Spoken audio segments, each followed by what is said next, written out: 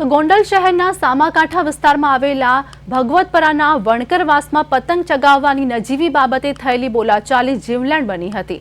બે જૂથ વચ્ચે પતંગ ચગાવવાના મુદ્દે ઉગ્ર બોલાચાલી બાદ મારામારી સર્જાઈ હતી। આ દરમિયાન એક યુવક પર છરી વડે હુમલો કરવામાં આવ્યો હતો, જેમાં તેને પડખાના ભાગે ગંભીર ઘા વાગ્યા હતા। ગંભીર રીતે ઇજાગ્રસ્ત થયેલા અનિલ લુણેસિયાને તાત્કાલિક સારવાર માટે પહેલા ગોંડલ અને પછી સારવાર અર્થે રાજકોટ રિફર કરવામાં આવ્યા હતા। જો કે સારવાર મળે તે પહેલા જ રસ્તામાં તેમનું દુઃખદ નિધન થયું હતું।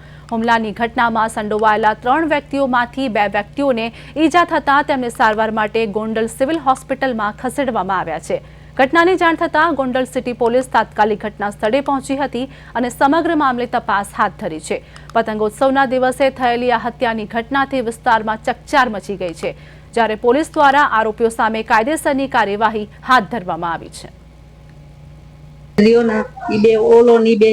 ગારું બોલતા હતા તેમાં આ નીચે ઉતરો, ઓલો નીચે ઉતરો અને અમે તો છોડાવતા હતા, મને પગમાં લાગી ગયું અને ઓલા એને મોવારા ઝાલી અને આમ ભાકો મારી દીધો અને છરી મારી દીધી।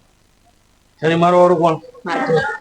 સાગર અને સુનિલ અને ભાવેશ અને કાંતિભાઈ બે પકડી રાખ્યા। ભાઈ રહ્યો ને એ લાકડી લઈને પતંગ માંથી બાંધવા તોડ્યા અને એ લોકો એ પાણા ને ઈટું ચાલુ કરીને ગાયરું કાઢીને ઓલા છોકરા એને છરી લઈ લીધી, એક બીજા છરી મારી દીધી। એમાં ઘટના કઈ અને બે ત્રણ પકડી રાખ્યા ને ઓન મારી દીધી છરી। તમારા ભાઈને છરી મારનાર કોણ? એ આ મકવાણા સુનિલભાઈ ને સાગરભાઈ અને એના પપ્પાનું નામ કાંતિભાઈ, એ મકવાણા એ અંદરો અંદર બાંધતા। અમે જપાજપીમાં અમે સોડાવતા હતા, મને મારી, મારી છોકરી મારી, મારા બાને માર્યા।